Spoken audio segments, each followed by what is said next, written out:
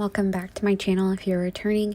If you're new here, my name is Tori, and I usually provide planner content, but sometimes I mix in my reading journal and other notebooks throughout my channel, so that is what I have today. I will get back to planning content, regularly scheduled planning content this coming up week because I will be going back to work, but I figured I would show you how I am updating my reading journal. It's been a minute since I've been in here, so I had a couple of different books to add into just my overall log, and so that's what I'm doing here. And I have my currently ink pens. Oh no, my currently inked fountain pens. I'm using the Lamy Safari with Diatramentis Jane Austen for this entry, but then I also have the TWSBI Eco in a medium nib, and then the TWSBI Diamond 580, I believe, also in a medium nib. I like a juicy nib. And they have Diamine Aurora Borealis and Diamine Royal, Imperial Purple. Yeah, so this was like a little A6 cafe notebook I got off of Amazon. It has the Tomoe River paper, not the Sanzen, because I think I got it before the Sanzen was like transitioned into, I don't really know. Is it like once the supply of Tomoe River paper just runs out for all retailers, it's just going to transition to Sanzen slowly? I don't understand what exactly happened there. But I also, I've tried to figure it out. I've looked it up. I apologize if you can hear my dogs in the background. But I did not really understand what exactly had happened. Anyways, so I have read a handful more books, and I'm not reading as fast as I would like to, but life be lifin'. So what can you do? I'm also distracted by shinier things than reading lately. I'll talk about it more in next Sunday's video, but I've been definitely Bridgerton obsessed lately. Bridgerton's over. We had season 3, but my dopamine is still going strong. And so this is like a series of pages that I made in 2023 in this journal that I have kind of given up on updating, and I just flipped through to see if there's anything. I have the A to Z challenge this year that I have added in, and I do like to keep track of books that I've read that I own, because I'm terrible at doing that for some reason. So I wanted to make sure that I was updating everything when I came in here.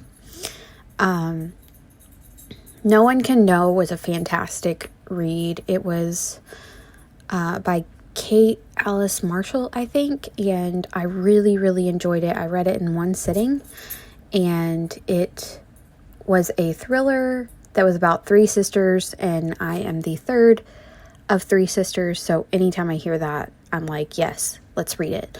I'm just a sucker for a 3 sisters story, and this one was domestic thriller, and the main character is the middle sister.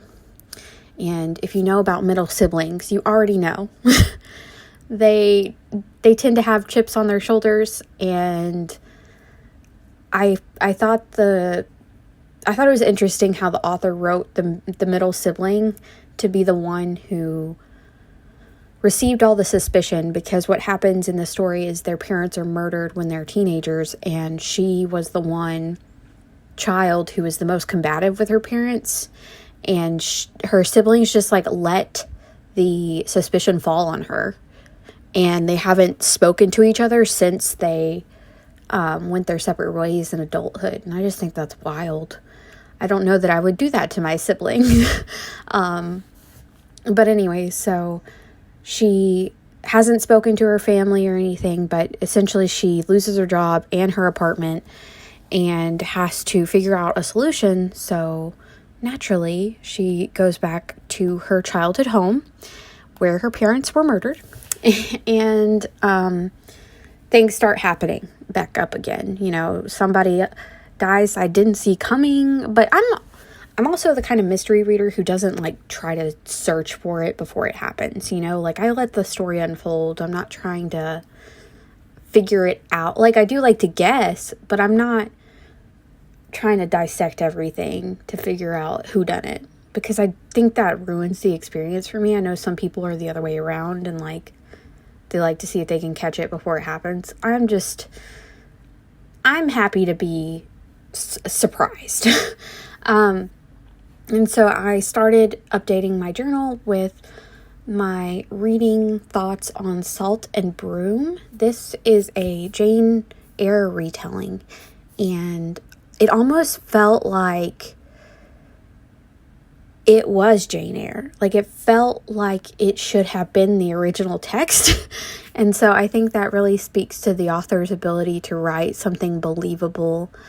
And essentially in this story, if you've ever read Jane Eyre, you know that she grew up in a boarding school after her aunt sent her away. But in this version, she's an orphan and has grown up in an orphanage school, and she's become a teacher of witchcraft at the school, but she doesn't say that she's a teacher of witchcraft because it's a Protestant orphanage type of school and they don't appreciate that, and it gets her in trouble. And so, but the world is built like there very much is magical things happening, and it is a world in which witchcraft is created to protect people. So she is like a rookie teacher, or a teacher's assistant essentially at the orphanage she grew up at, and she's under this older matron, but the orphanage headmaster or whatever also ends up kind of being a key player in the story. I don't want to spoil anything, but I also felt so with Jane Eyre, for the people who read it, and I feel like most things, it's either a story you enjoyed or it's a story you didn't care for. And usually Mr. Rochester is a determining factor in that opinion for most people, because Mr. Rochester is a man of his time. And I think this one, I appreciated the way he was altered into somebody more digestible, I guess. His character is less misogynistic and more just out here trying to figure out why his estate has been haunted. So that's essentially what is going on, is Mr. Rochester seeks Jane out specifically to come to his home to see if she can figure out why his staff members and people who come to his estate have been reporting hauntings. And so she has to figure out what's going on, but of course, as she arrives there, she isn't told much. So she kind of has to make people comfortable with her, and, a lot of people are suspicious of witches and stuff like that. And she lives in a cottage off of, on the grounds outside of the main house, which I was like, okay, if she lives outside of the main house, how is this going to happen? But, of course, the haunting is where Mr. Rochester's first wife comes into play. So that's how the author worked that storyline in. And I enjoyed reading about that storyline too, because the first wife wasn't, she wasn't painted as a victim of her circumstances like she feels like she is in the original. She had some agency and was still having some agency, if you get my drift. So I really liked the way that the author depicted just Jane making her amulets and her charms, and it was it's a really good book if you want to set it aside for going into fall. This would be a good book to read for that. I just read it because I'm trying to read all of my Kindle books so I can get into my Kobo books, because Kobo is on a different system. It's a Rakuten product, and it doesn't do the Kindle files. So I'm trying to get through all my Kindle books because I had an old Kindle Fire back when they were trying to make the Kindle and the tablet the same thing, I guess. Is from like 2012. And so I gave it back to Amazon and bought a Kobo because I like that the Kobo has color. So that was like my main factor. And I really was weighing it between like, okay, Amazon is more universal because, you know, monopoly in commerce is a real thing. And we all know Jeff Bezos is getting our money hand over foot. But I just really appreciated the color experience of seeing the covers on the Kobo. I think the Kobo is just, I don't know, it's something different. And I've seen other people use it enough that, like other YouTube accounts that I follow who are book adjacent, planner adjacent, they've had good experiences with it. So, and I also like that Kobo is an e-reader, but it also has audiobook functions. So if you're somebody who reads better through audio, that is definitely something you might want to check out. And reading audiobooks is still reading, and anyone who tells you otherwise is not educated. Literally, there are hundreds of scholarly articles about how it activates the same part of your brain. So don't let anybody tell you it's not. But anyway, so yeah, I liked Salt and Broom. It would definitely be one I'd pick up again just to like get the vibes of like fall, and it was giving practical magic, but without problematic. Well, no, there are still problematic men in there. Just kidding. Anyways, and so that's kind of what I would have to say about that one. Some other books that I've read that aren't in this clip that I wanted to go over really quickly before time runs out. Let me grab my journal here. The one on the right side of the page is called Her Final Words. A lot of these are Amazon Prime first reads. So if you have Amazon Prime, you can select a book that they offer you once a month to just read for free. You're paying for Amazon Prime, so you get a free book every month, essentially. And Her Final Words was all right. It starts about this FBI agent who, this young girl comes into the FBI precinct or whatever and says, I murdered somebody, and I know I murdered him because you'll find this scripture carved into his body. And I was like, whoa, that's a lot. I'm going to need you to rewind, back up, pause.